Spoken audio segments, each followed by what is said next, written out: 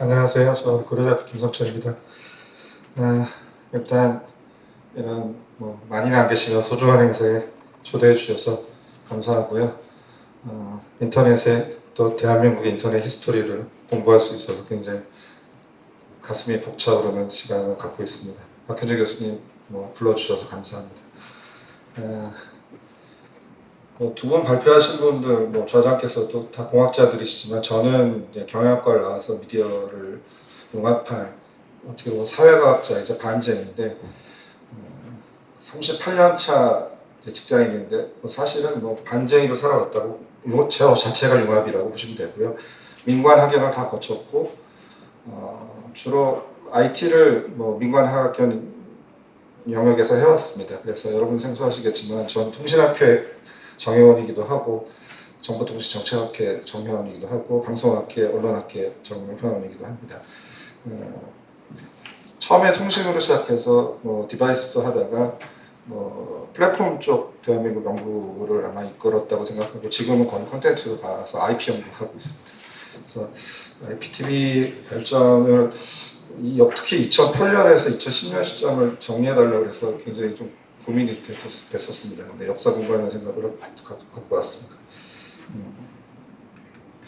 오늘 말씀드릴 내용은 IPTV 상용화가 2008년에 됐었는데요.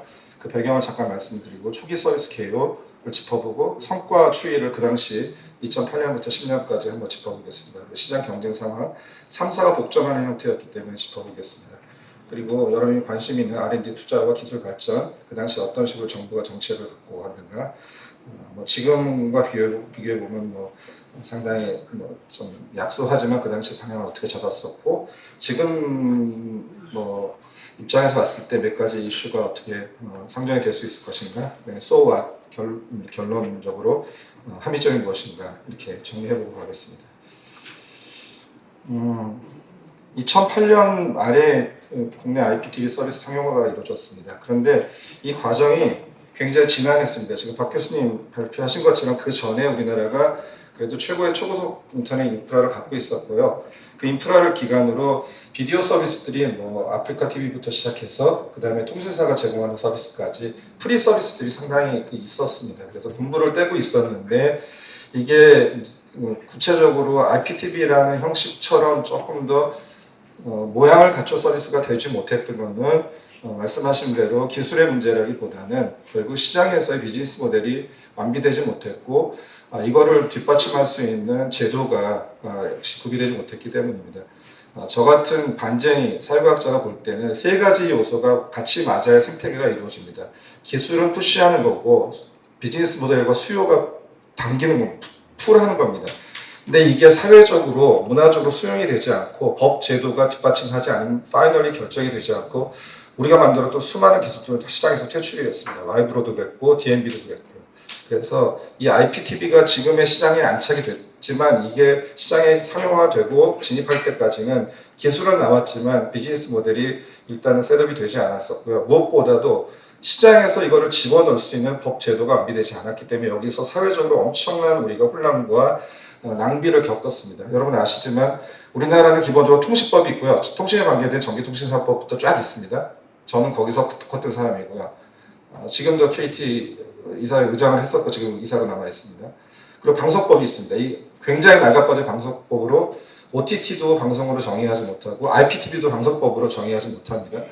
그래서 IPTV가 통신이냐 방송이냐 갖고 수년의 세월을 쌓아오고 별의별 짓을 이런 말씀을 드리면 안 되겠습니다. 녹화가 되죠. 굉장히 사회적인 경론과 수기를 거쳤습니다. 그래서 결국은 결론을 못 내고 우리가 하는 제3의 방식으로 제3의 법을 만들었습니다. 이게 그래서 결국은 인터넷 멀티미디어 방송사업법이라는 아주 희한한 법을 만들어서 지금 이 체제가 아직도 유지가 되고 있습니다. 그래서 OTT가 그럼 IPTV냐 통신이냐 방송이냐 아직 부가 서비스냐, 통신도 보면 부가 서비스고 방송은 아니고, 그런데 시장에서 똑같이 부딪히고 있고, 그래서 여전히 세 개 부처가 관할 다툼을 하고 있고 정의가 되지 않고 이게 무슨 영문이냐 갖고 싸우고 있고, 글로벌 플랫폼들은 규제를 받지 않고 있고 국내 사업자들은 또 애매하고, 이런 상태에서 다음 발표하실 우리 양재를 교수님도 현장에서 고생을 했던 거고요. 그래서 굉장히 몇 년 동안 하다가 결국은 융합 서비스의 표본이 IPTV가 나오지 않으면 시장이 활성화되지 않는다는 그런 최소한의 합의 때문에 제도적 근거가 마련돼서 2007년 12월에 IPTV 법이 별도로 제정이 되고 시행이 되면서 사업자 3개 통신사업자가 이제 모집이 돼서 IPTV 사업자 3사, 통신 3사가 선정이 됐습니다. 그리고 정책적인 지원이 몇 개 나왔는데 그 당시로 지금으로 미미하지만 어쨌든 그 당시 방송통신위원회가 융합기관 규제기관으로서 이런 것들을 했습니다. 잠깐 자료에는 담지 않았는데 저는 경영학과를 졸업하고 대학원을 졸업하고 89년도에 SK 유공이라는 데 입사해서 통신사업 기획을 처음 했습니다. 기능은 하나도 안 하고 통신사업 이제 이동통신 사업권이 나온다는 얘기를 듣고 통신사업 구조조정이라는 게 90년도에 된다는 소식을 듣고 SK그룹에서 통신사업을 준비했고요. 그래서 제2사업자 따는 걸 했고요. 땄고요. 반납했고요. SK텔레콤 인수하는 업무 했습니다. 그래서 처음부터 커리어를 통신으로 시작했고요. SK텔레콤 인수하고 나니까 뭐 해줄 거야 부탁해 회사에서 얘기해서 유학을 보내달라고 해서 통신으로 석박사를 미국가서 했습니다. 94년도에 유학을 가고 났더니 모든 게 컨버전스로 통일이 됐습니다. 기술 과목도 컨버전스, 정책 과목도 컨버전스, 경영 과목도 컨버전스. 그래서 통신방송을 융합하겠다고 모든 과목을 그렇게 가르치고 결과적으로 96년도에 미국의 통신법이 개정이 되면서 통신사업자는 방송을, 방송사업자는 통신을 하게 하는 영역 파괴가 일어났습니다. 그래서 그 당시에 타임워너가 풀서비스 네트워크라는 걸 시연을 하면서 방송 네트워크에서 통신 서비스를 하고 통신 네트워크에서 방송을 하는 것을 시연해서 보여줬습니다. 그래서 그걸 직접 제가 플로리다 가서 보면서 몇 년 안에 이게 되겠네. 그리고 인터넷이 웹이 뜨기 시작하는 시기였기 때문에 아까 발표하신 대로 이게 다 될 줄 알았는데요.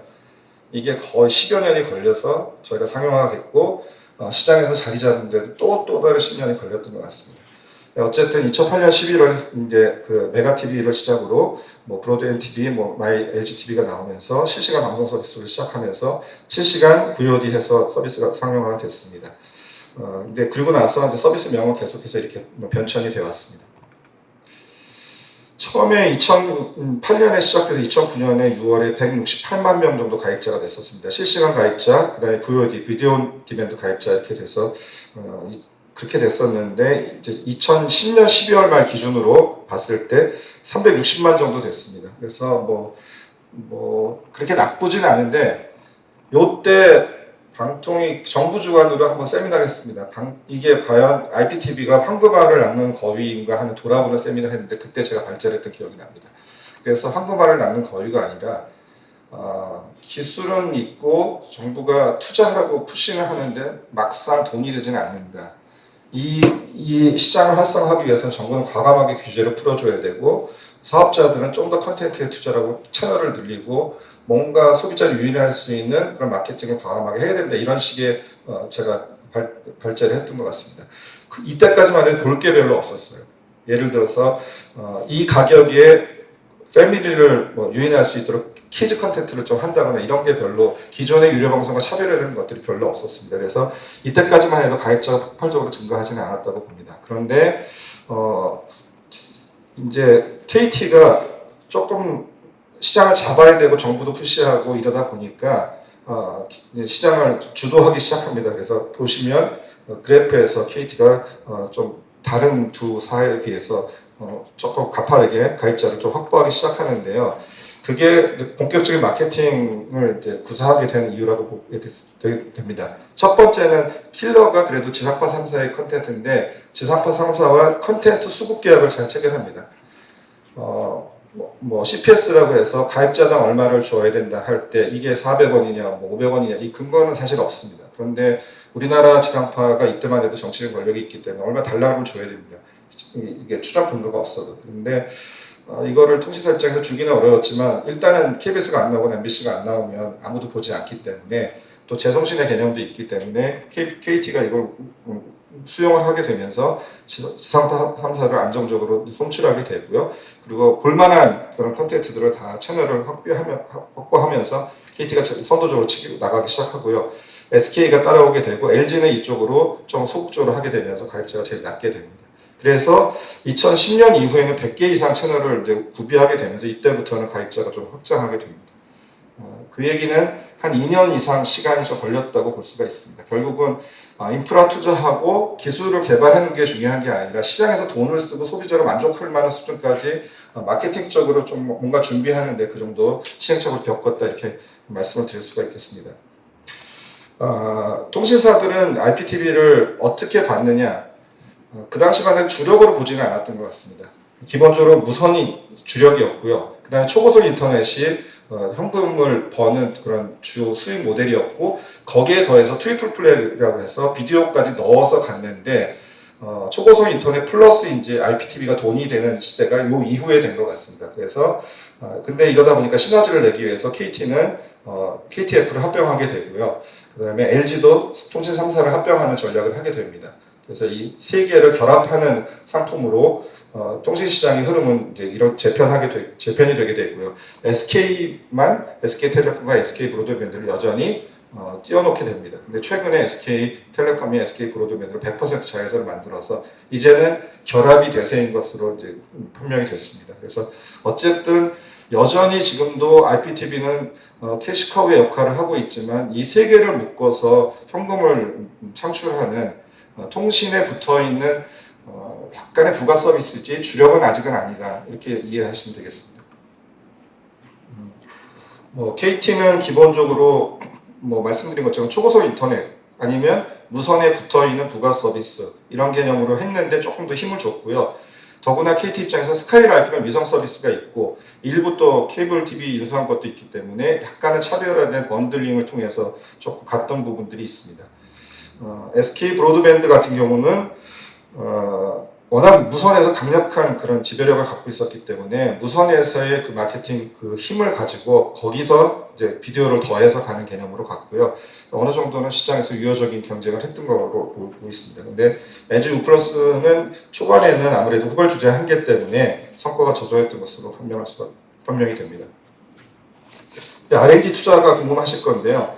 이 당시 같은 경우는 처음에 이제 현안 기술 개발 핵심 과제들이 몇 개 있었습니다. 개방형 단말에 대해서 발표 전 세션에서 하셨는데 이쪽에 있었고, 그다음 QoS나 QoE 쪽, 아무래도 품질 관리 쪽에 있어서 지금으로 보면 되게 미미한 규모지만 한 120억 정도 이제 결국은 핵심 과제로 편성이 됐었고요.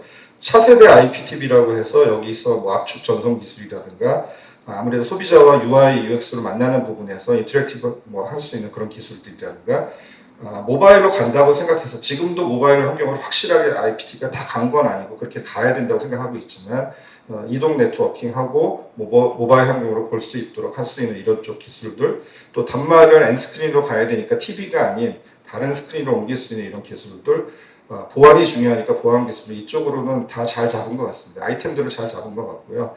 그 다음에 통신 3사가 다르면 안 되니까 아무래도 개방형으로 표준화시키는 쪽으로 노력도 한 것 같습니다. 그래서 충분하진 않지만 그래도 정부 주도로 이런 R&D 자금들이 어쨌든 투자가 된 것 같습니다. 그리고 표준화 노력도 한 것 같고요. 국산화 노력도 한 것 같습니다. 특히 가입자 제한 수신 장치 쪽에서는 통신 3사 간의 어쨌든 개방 호환성을 확보하기 위한 노력들을 한 것 같고요.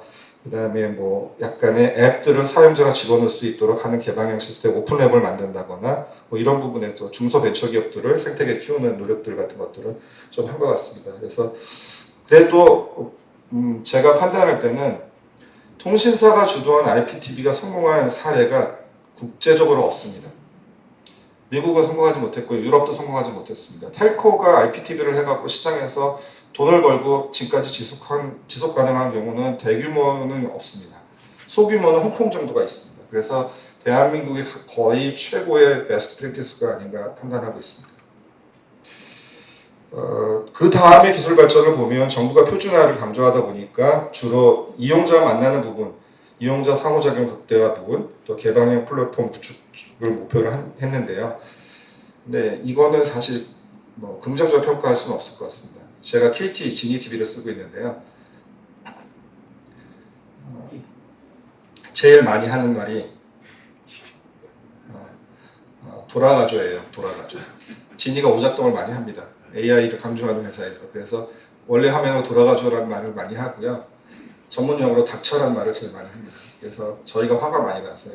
이거를 해결 못한다는 게 IPTV의 UX가 여전히 문제가 있다는 거거든요. 이게 굉장히 창피한 얘기인데, 그래서 굉장히 선도적인 그런 캐치프레이즈를 많이 내걸고 있는데 여전히 이용자 뭐 이런 UI UX에서는 다른 쪽 서비스에 비해서는 여전히 뒤떨어지고 있다 이렇게 말씀드릴 수밖에 없고요. TV 앱스토어 구축 뭐 이런 거 얘기했지만 여전히 역시 텔코가 하지 않고 인터넷 기반의 다른 서비스들이 하는 거에 비하면 이 부분도 상당히 뒤처져 있다고 평가할 수밖에 없을 것 같습니다. 단말기 혁신도 IPTV는 여전히 TV에 머물러 있는데 최근에 KT나 이제 이 회사들이 하는 걸 보면 단말기를 다른 쪽으로 옮기는 쪽으로 벽을 깨는 월드가든을 깨는 노력들을 상당히 전략적으로 하고 있어서 향후 1, 2년 사이에는 많이 바뀔 거라고 기대를 하고 있습니다. 이슈를 정리를 해보겠습니다.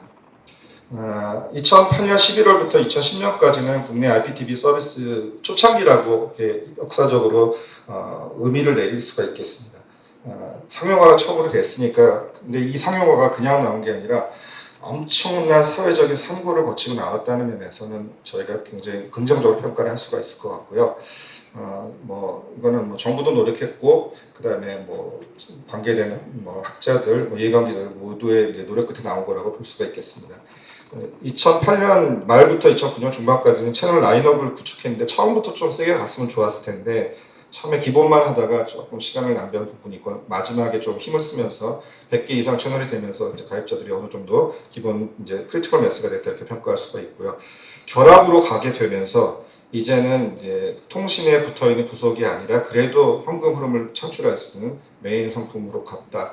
KT 입장에서는 IPTV는 그래도 한 1000만 가까운 가입자를 가진 효자 상품이 됐고 이제 여기서 나오는 견고한 현금 흐름을 캡티브한 현금 흐름을 바탕으로 글로벌도 갈 수 있을 정도로 효자 그런 주력 상품이 됐다고 판단합니다. 그리고 기술 자립과 미래 대비에 대해서 정부가 의지를 가지고 테스트 배드를 구축하고 국제 표준을 선점하는 노력들에 대해서도 긍정적으로 평가할 수가 있겠습니다.